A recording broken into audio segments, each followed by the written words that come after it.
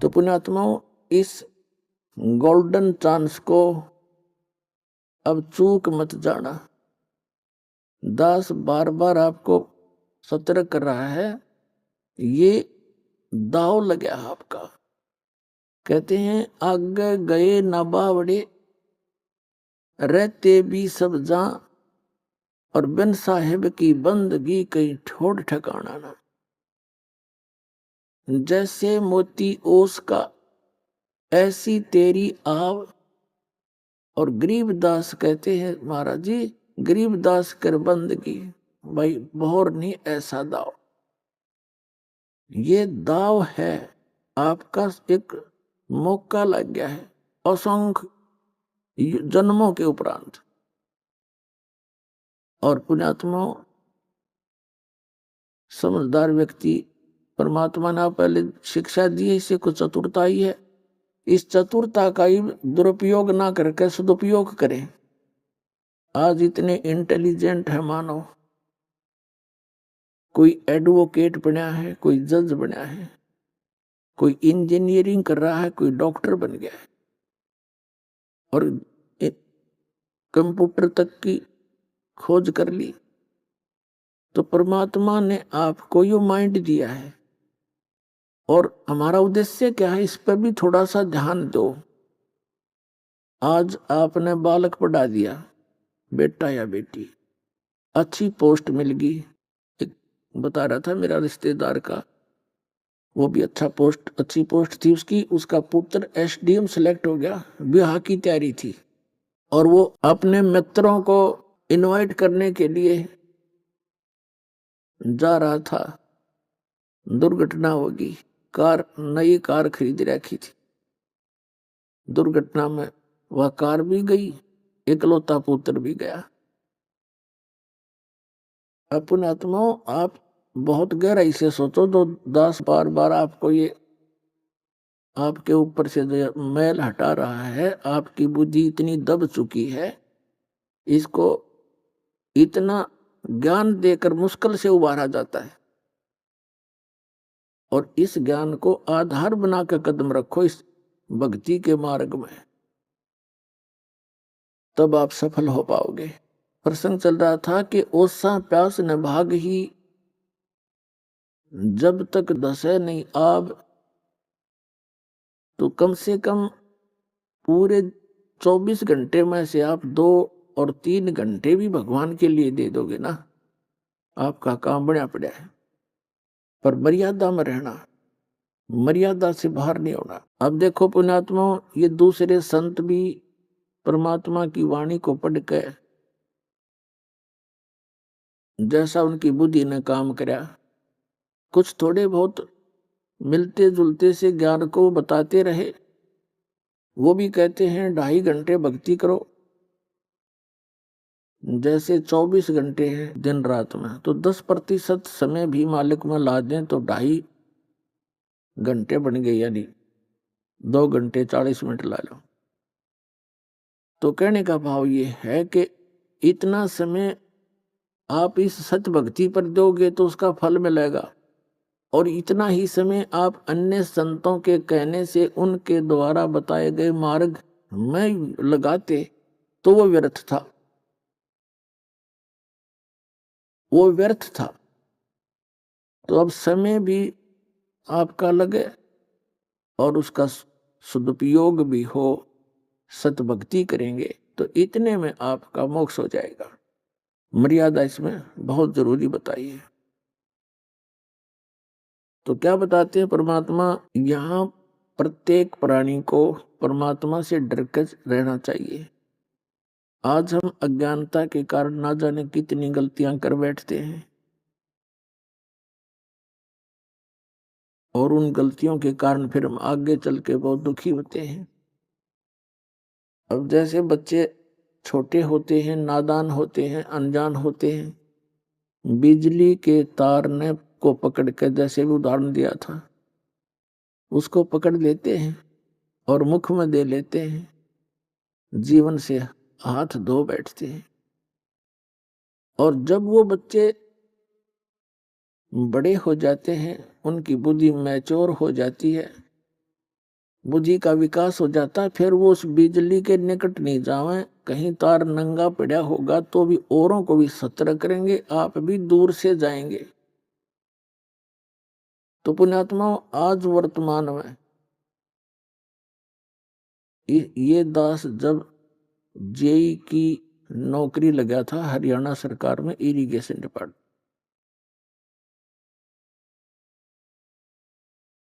सन 1977 में। उस समय पूरे विभाग में एक आधे अधिकारी के ऊपर उंगली टेका करती कि वो रिश्वत लेता है, और सब हॉनेस्ट होते थे। और जब दास ने सन 1995 में इस भक्ति मार्ग पर लगा, गुरुदेव के आदेश से नाम दीक्षा देने लगा, समय का अभाव हुआ। 1995 में 18 वर्ष सर्विस करके रिजाइन कर दिया, सर्विस छोड़ दी। तो उस समय 18 वर्ष के अंदर इतनी गिरावट आ गई थी कि एक आधे अफसर पर उंगली टिका करती कि वो रिश्वत नहीं लेता, बाकी सारे डूब लिए। तो कितनी स्पीड से गिरावट होगी हमारी। इस काल ने यू नाश करना था, हमारे अंतःकरण में मलिनता भरनी थी। माया की दौड़, इसको विकास मानते हैं। क्या विकास मानते हैं कि पश्चिमी देशों ने, अमेरिका, इंग्लैंड, जर्मनी, जापान आदि ने बड़ा विकास कर लिया। क्या विकास कर लिया? परमाणु बम बना लिए, अपनी सात का विकास कर लिया, अपने नाश का विकास कर लिया। फिर कंप्यूटर बना लिए, मोबाइल बना दिए, बड़ी अच्छी बात है। अब पुणात्माओं, यदि भक्ति नहीं है, भगवान राज्य नहीं है, प्रसन्न नहीं है, और 2 वर्ष वर्षा ना करे परमात्मा, इनकी यह विज्ञान भी, इनका विकास भी धरा धराया रह जाएगा सारा। इनमें कोई बैठनी है ना पावे, टक्कर मार कर मर जा जनता। इन आपदाओं से बचने के लिए, और यहां तो सुख हो ही नहीं सकता। एक तरफ से कोई विकास होगा, दूसरी तरफ से और दुख पैदा हो जाता है। अब दूसरी बात, जैसे भारतवर्ष के अंदर, जैसे पहले भारतवर्ष पराधीन होने के कारण विकास नहीं कर सका, लेकिन विकास नहीं हुआ तो आत्मा का नाश भी नहीं हुआ था इतना जितना स्वतंत्र होने के बाद हो गया। पहले अपना नेक नीति से रहा करते थे, भगवान से डरते थे। अब बद फैल गणे फैल गए हमारे।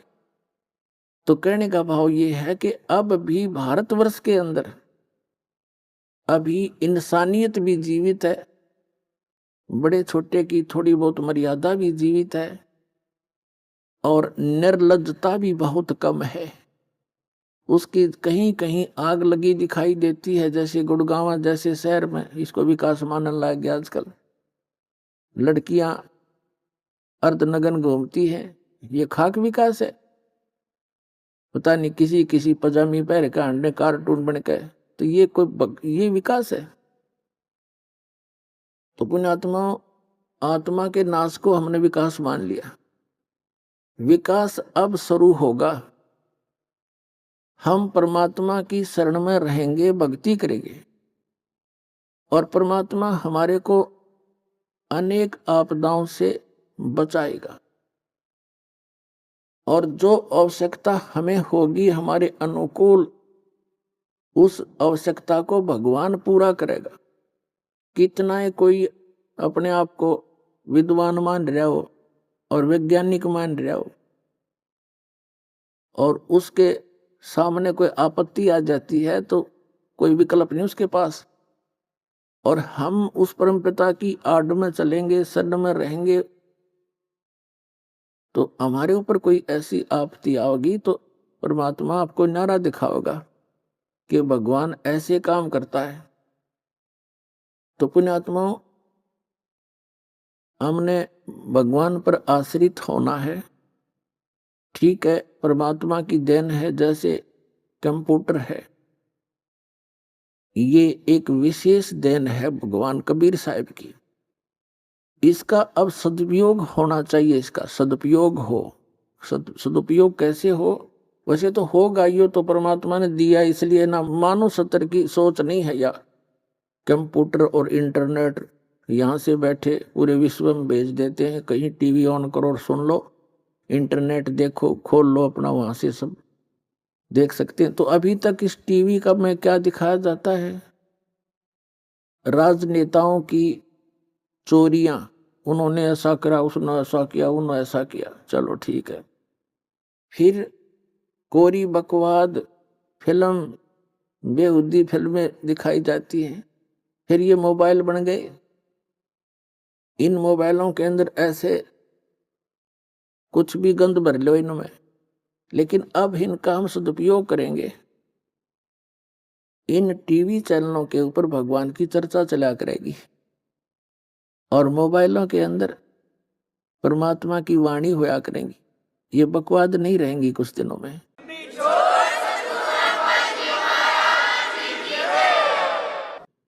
क्योंकि ये करके छक लिए। अब जैसे एक बार ये दास गोवा स्टेट में सत्संग करने गया था, गोवा के अंदर। वहां 5 दिन का सत्संग किया और वो कुदरती उस समुद्र के किनारे ही 5-7 एकड़ यानी 1800 फुट की दूरी पर एक मैदान था, वहां सत्संग किया। फिर वहां घूमने चले गए उस समुद्र का किनारा देखने के लिए साथ में। तो वहां क्या देखा? वहां पर ये विदेशी पर्यटक आए हुए, बहन बेटियां एक लंगोट में पड़ी वहां पर, और वो उनके पति भी वहां पर ऐसे ही। फिर देखा, एक आध से बात की, तो वो भाषा हमारी समझे नहीं, हम उनकी समझाने। तो दूसरे किसी ने बताया कि ये बड़े रईस व्यक्ति हैं, बड़ी फैक्ट्री है इनकी वहां। कोई इटली से आया था, कोई इंग्लैंड से आए थे, और यहाँ किस लिए आए? मैंने पूछा फिर यहाँ के क्या कर रहे हैं? ये रेत में लेट रहे। कि ये कहते हैं यहाँ जो आनंद है वो कहीं नहीं है। फिर उन कोठिया ने शर्मा मारोगे जब रेत में आनंद आता है। फूट गई बात। तो पुण्यात्माओं, हमारे परमात्मा ने जो हमें रहने की विधि बताई थी, एक अपनी लीला की थी, उस जैसा आनंद नहीं। उस आनंद को हम पुनः स्थापित करेंगे। अब यहाँ वैसे आनंद नहीं है, लेकिन हल्के दुख हल्का हो जा, थोड़ा सा कम हो जा, हम उसने आनंद मानते हैं। तो वो भी इस परमात्मा की रजा से आपको होगा। वो कैसे होगा? जैसे एक अंग्रेजी में कहावत थी, simple living and high thinking. तो सिंपल लिविंग पाना पड़ेगा अपन, इन बकवादा में नहीं। हम देखा देखी दूसरों को देखकर हम अपना फैशन बनाते हैं, और जब हम इस फैशन से छकलेंगे, हम आना वहीं पड़ेगा, कपड़े पहनने पड़ेंगे। नंगे थे कुत्ते बन का अपन अंडा करेंगे, कुतिया अपने कहिए ये एक लंगोट बांधे पड़ी बकवास करे व्यक्ति भी। तो कहने का भाव यह है, मनुष्य का जो जीवन दिया है परमात्मा ने, उसको मनुष्य की तरह ही जिए हम, पशु पक्षियों की तरह इस जीवन को व्यर्थ ना करें। तो क्या बताते हैं परमात्मा? मन तू पावेगा अपना किया रे, भोगेगा अपना किया रे। मन तू पावेगा अपना किया रे, भोगेगा अपना किया रे। मन तू पावेगा अपना किया रे, भोगेगा अपना किया रे। भाई, राजा राम की कार उलंगी, गई सीता लंक मंजारे। राजा राम की कार उलंगी, गई सीता लंक मंजारे। 10 मस्तक रावण के काटे, विभीषण को राज दिया रे। मन तू पावे गया अपना किया रे, भोगे गया अपना किया रे। भाई लंका तोड़े बिलंका रे तोड़ी, वो अहि रावण से मारे। लंका तोड़े बिलंका रे तोड़ी, अहि रावण से मारे। 10 मस्तक रावण के काटे, विभीषण को राज दियो रे। मन तू पाव गए अपना किया रे, भोगे गए अपना किया रे। भाई राजा राम की कार उड़ंगी, गई सीता लंक मजारे।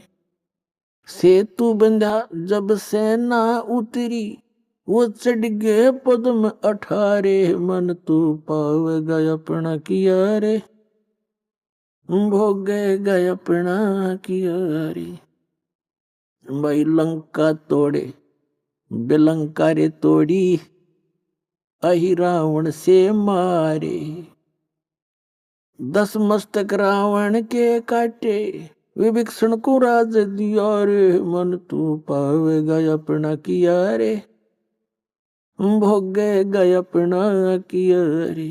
भाई प्रहलाद पैज परवान करी है, धर नर सिंह अवतारे। प्रहलाद पैज परवान करी है, धर नर सिंह अवतारे। दीन दयाल दया कर उतरे, एरना कुश उदर विदारे। मन तू पाव गए अपना किया रे, भोगे गए अपना किया रे। हा हु बंदे होते, वो तोलत हैं बलबारे। हा हु बंदे होते, तोलत हैं बलबारे।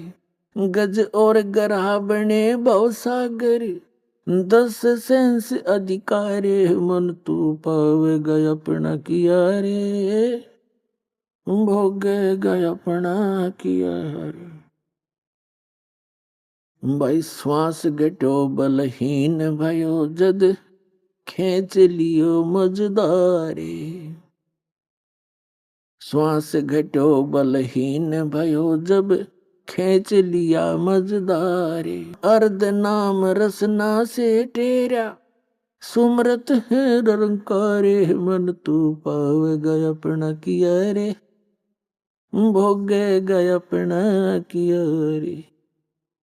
भाई नारद मुनि तिरकाली रे योगी, जिन मन गर्भ किया रे। नारद मुनि तिरकाली योगी, जिन मन गर्भ किया रे। पल में पूत बहतर जाए, रोवत केस उपाड़े। मन तू पाव गए अपना किया रे, भोगे गए अपना किया रे। भाई कृष्ण गुरु दुर्वासा होते, 56 कोटि सिंगारे। कृष्ण गुरु दुर्वासा रे होते, 56 करोड़ सिंगारे।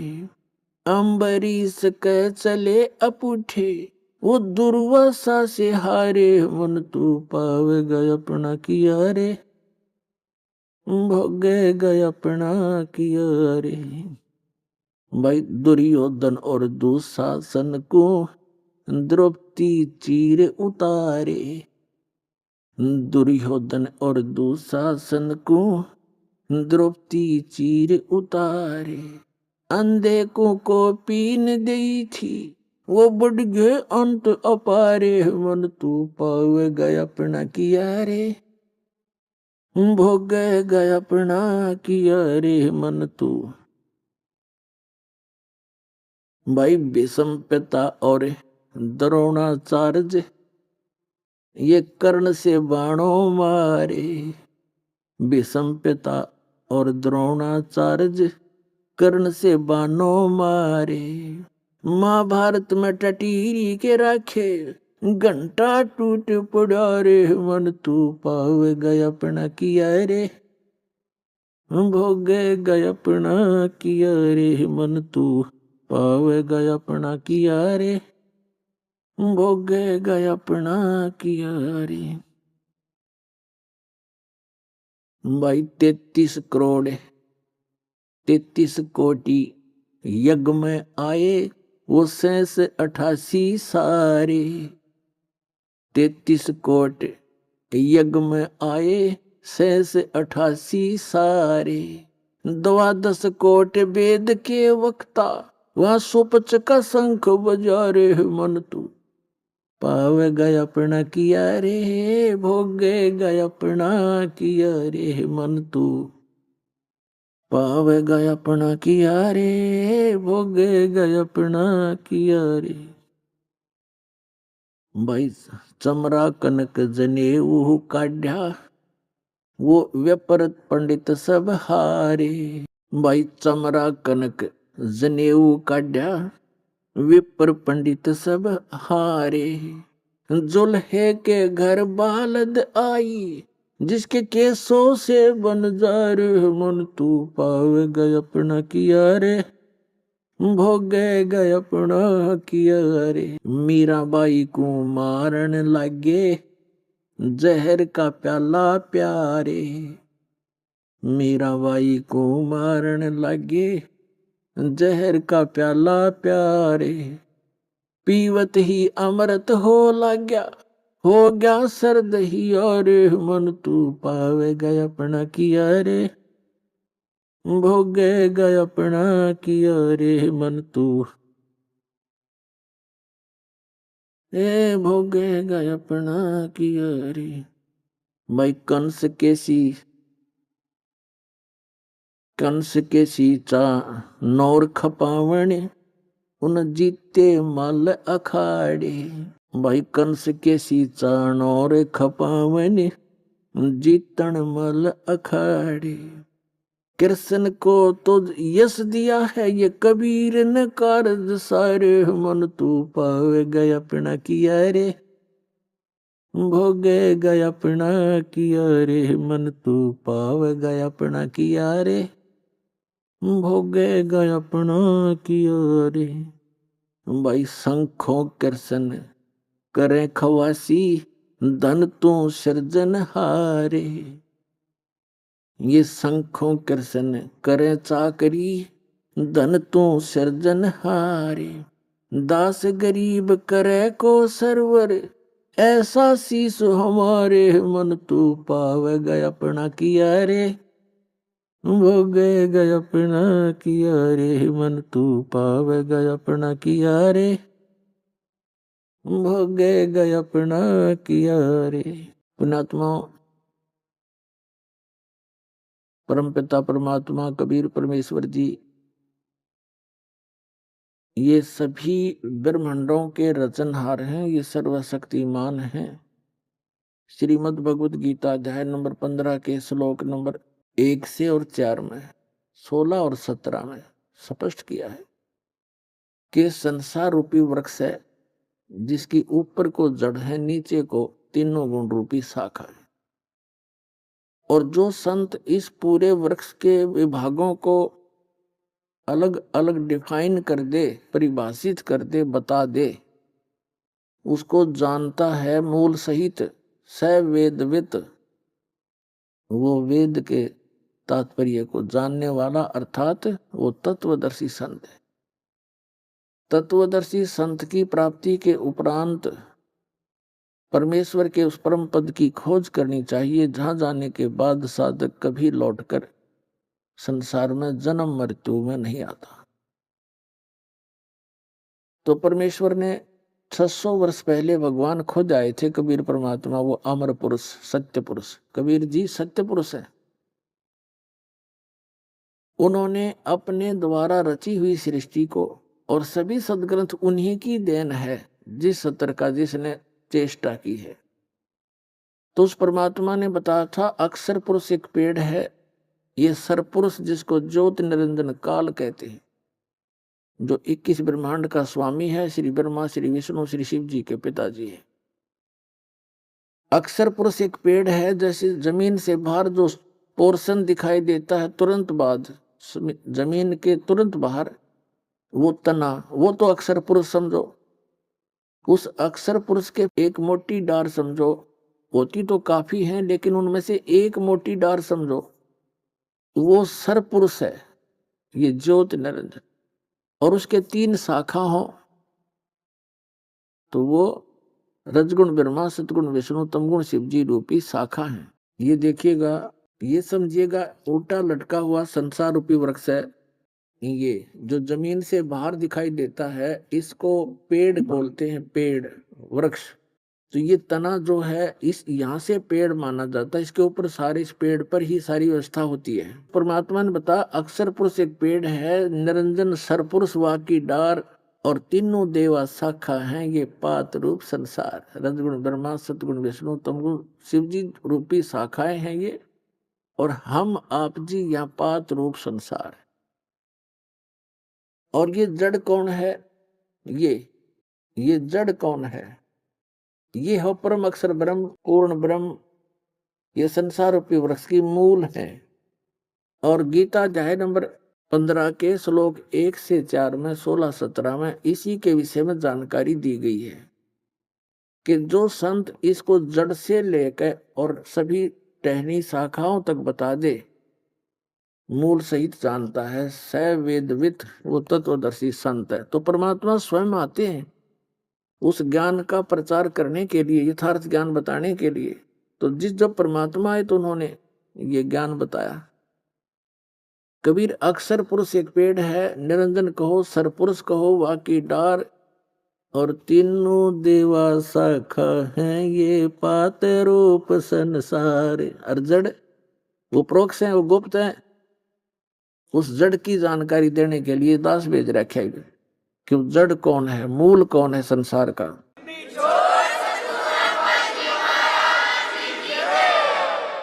तो ये मूल जो है ये परम अक्षर ब्रह्म है। ये कबीर परमेश्वर है जो काशी में धानक रूप में, जुलाहा रूप में रहा करते थे। और वो खुद भी कहते हैं कि अवगत से चल आया, मेरा कोई भेद मर्म नहीं पाया। मात पिता मेरे कुछ नाही, ना मेरे गरदासी, और जुल्हे का सुत आन कहाया, जगत करे मेरी आसी। परमात्मा कहते हैं ना मेरे कोई माता पिता है, मेरा जन्म नहीं हुआ, ना मेरे कोई स्त्री, और जुल्हे का सुत आन कहाया। यह जनता मेरी हंसी करे है, दानक है, जुलाया है, पर समय आने पर पता चलेगा मैं कौन हूं। तो आज उस परमात्मा का पता चल गया वो कौन है। वो हमारे पिता हैं।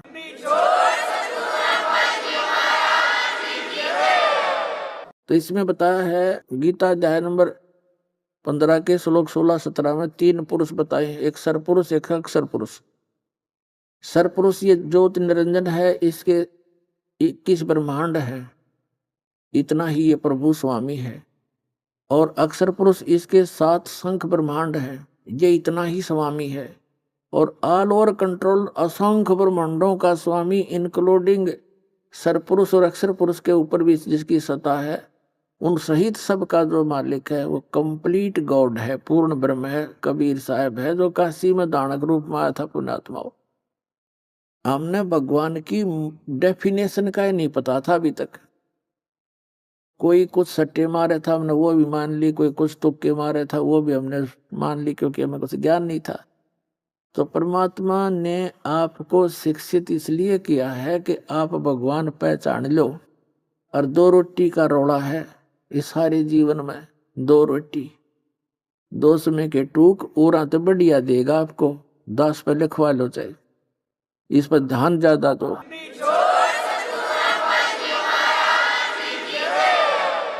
लेकिन हमने भक्तों की तरह रहना पड़ेगा, बकवादियों की तरह नहीं। एक ऐसा समाज तैयार करना चाहता है ये दास कि दुनिया नु देखे कि भगत हो तो ऐसे हो, हमारी बेटे ऐसे नेक हो, बेटियां नेक हो। अब भी बहुत से भक्त कहते हैं जी, ये चर्चा आम होगी है कि भी बच्चों का ब्याह करे तो इस दास की संगत में करे, बीड़ी वह पीते नहीं, शराब वह पीते नहीं, हाथ भी ना लाते। आधा सुख तो बेटी ब्याहन वाले 9 दिन हो जाए, जो उस लड़की का पति दामाद एक नेक आत्मा हो, जीवन सफल हो जाता है। पहले तो बेटी ब्याहन की चिंता, ब्याहने के लिए फिर पता नहीं के कोबद करनी पड़ कराने कराते हैं लोग, हैं दहेज मांगते हैं। तो यहाँ तो कति कलीन चिट कर रखी है दास ने। जो रिश्वत लेगा, जो दहेज लेगा, बीड़ी शराब मांस तम्बाकू पीवेगा, वो भक्ति के आसपास नहीं रहेगा। भगवान साथ दे नहीं, और भगवान साथ नहीं देगा तो फिर भगत की सा, और भगता के तो भगवान साथ दिया करे, हाथा पर रखेगा अपना परमात्मा। सबको याद रखना।